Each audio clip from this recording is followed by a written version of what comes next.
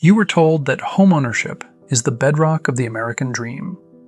You were told that if you saved enough, sacrificed enough, and worked hard enough, that backyard, that fence, that piece of the world, it was yours. But as we enter 2026, the goalposts haven't just moved, they've been digitized. You aren't competing with your neighbor anymore. You aren't even competing with the wealthy couple from out of state. You're competing with a $10 trillion ghost in the machine. A machine that doesn't sleep, doesn't need a kitchen, and doesn't care about your community. It only cares about yield. Welcome to The Rent Trap. Today, we look at the 4 degrees of the housing reset and the move by the world's largest institutions to ensure you never own the roof over your head again. Degree 1. The Algorithmic Aggregator. Degree 1 takes us inside the engine room of the modern housing crisis. We like to think of the housing market as a physical place, yard signs, open houses, and handshakes. But in 2026, the market is a ghost realm of high-frequency data. This is what Wall Street calls the first look. While you're waiting for a notification from Zillow or Redfin, a multi-trillion-dollar system has already lived an entire lifetime inside that listing. Before the photos are even uploaded, the first look has already decided if that house belongs to a family or a portfolio. At the center of this is BlackRock's Aladdin. It is the world's most powerful risk management AI, overseeing more than $20 trillion in assets. In the real estate sector, Aladdin doesn't just look at house prices. It scans high-yield zip codes, using variables you'd never think of. It identifies gentrification 18 months before it happens. It knows when a tech company is planning a quiet expansion before the press release is written. By the time a house hits the MLS, Aladdin has already run 10,000 simulations on its rental potential. Here's the terrifying data point for 2026. Institutional investors are now utilizing buy-to-rent algorithms that trigger all-cash offers within seconds of a listing appearing on internal MLS feeds. By the time you get the email alert on your phone, the seller has already received a no-contingency, all-cash offer at 5% above asking. You aren't just slower, you're obsolete. This is the death of the offer letter. You can't write a heartfelt note to a server farm. This creates what we call the illusion of choice. When you finally walk into an open house on a Saturday morning, you aren't seeing the best the market has to offer. You are seeing the leftovers. The properties that the smart money algorithms rejected because the roof was too old or the yield was 0.5% too low. And here is the final degree of the trap. BlackRock and its peers aren't just buying the homes. They own the data companies that track your credit score and your rent history. They aren't just your landlord. They are the judge and jury of your financial life. They know exactly how much rent burden your neighborhood can handle before people start moving out. They didn't just buy the house. They bought the math that keeps you in it. Degree 2. The shadow bank. Most people think of BlackRock as a massive landlord, but that's a distraction. Degree 2 reveals the true nature of their power. They don't need to be your local bank because they own the debt that makes your local bank possible. Think of them as the shadow bank. They are the lender of last resort. When you sign those mortgage papers at your community credit union, you think you're in a relationship with your neighbor. You aren't.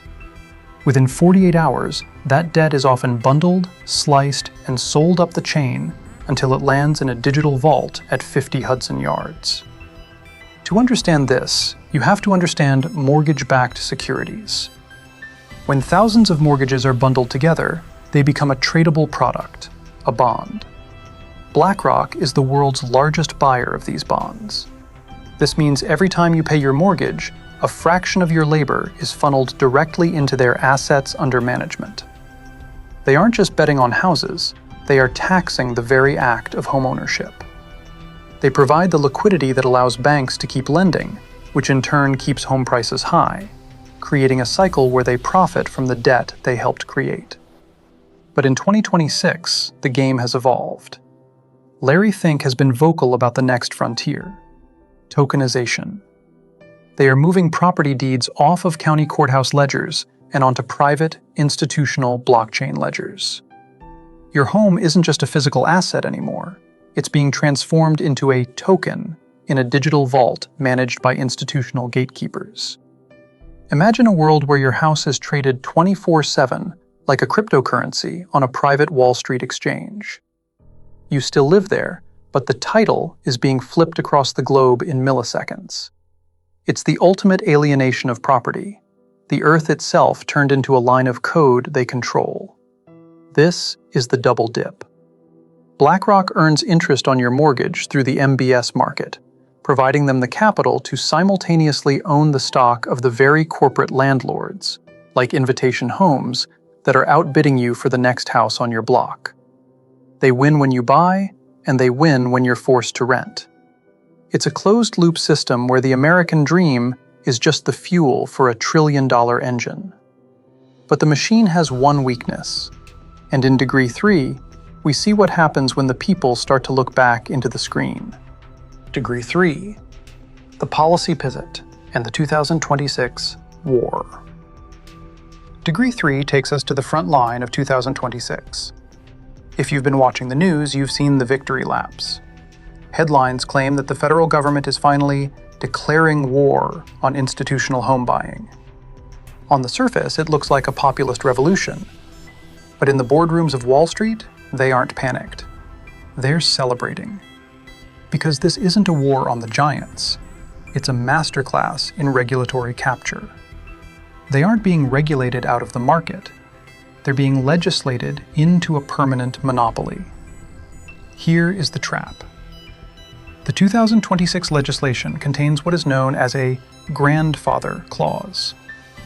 While the bill bans institutions from buying future single-family homes, it allows them to keep the millions of homes they already own. By banning future institutional competitors, the government has effectively handed BlackRock and Blackstone a state-protected monopoly. No new firms can enter to compete for rental prices. The supply is locked. The giants don't need to buy another house. They just need to wait for the scarcity they helped create to drive their rents into the stratosphere. They didn't lose the war. They just won the peace. But the second pincer move is more subtle. The green building mandates of 2026. New ESG-driven policies now require homes to meet aggressive energy efficiency standards to qualify for standard federal backing. For an individual family, the cost to retrofit an older home to meet these 2026 mandates is prohibitive, often tens of thousands of dollars. It's a silent barrier to entry. But for an institution with billions in green capital, these retrofits are just another line item. They use the climate mandates to filter out individual buyers, ensuring that the only people who can afford to own compliant property are the ones who can afford to rent it back to you. Regulatory capture disguised as reform. ESG mandates used as a moat. This is the 2026 war for your home. We've seen the math, we've seen the banks, and now we've seen the laws. But there is one degree left. The fourth degree. The part where we stop looking at the trap and start looking at the exit. Comment below and subscribe to learn about the fourth degree. Degree 4. The end of inheritance. Degree 4 brings us to the most quiet, yet most devastating shift of all. The transition to the subscription life. For a century, home equity was the primary engine of generational wealth in the West. It was the forced savings account that allowed parents to pass something real down to their children. But when Wall Street owns the neighborhood, that wealth engine is dismantled. Equity doesn't build in your family tree. It is extracted, month by month, and sent to a distant shareholder's portfolio. In 2026, the American dream isn't something you achieve, it's something you subscribe to. You don't own the roof, you don't own the car, you don't even own the software that runs your fridge. The result is a permanent, rent-burdened class.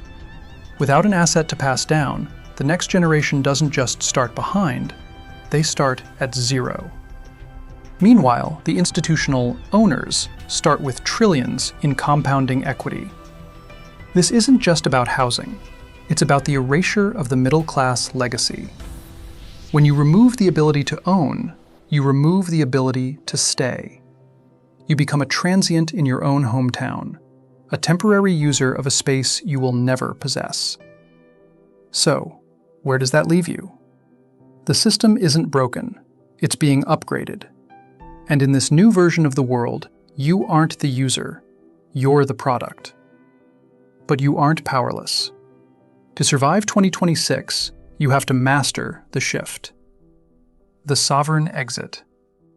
First, focus on hard assets, whether it's land, precious metals, or equity in private companies. Own things that can't be deleted or unsubscribed. Second, understand the tokenization shift. Don't just watch the blockchain deeds happen. Be the one who understands the ledger. And finally, get ahead of the algorithmic curve. If the giants are using data to find yield, you must use data to find your exit.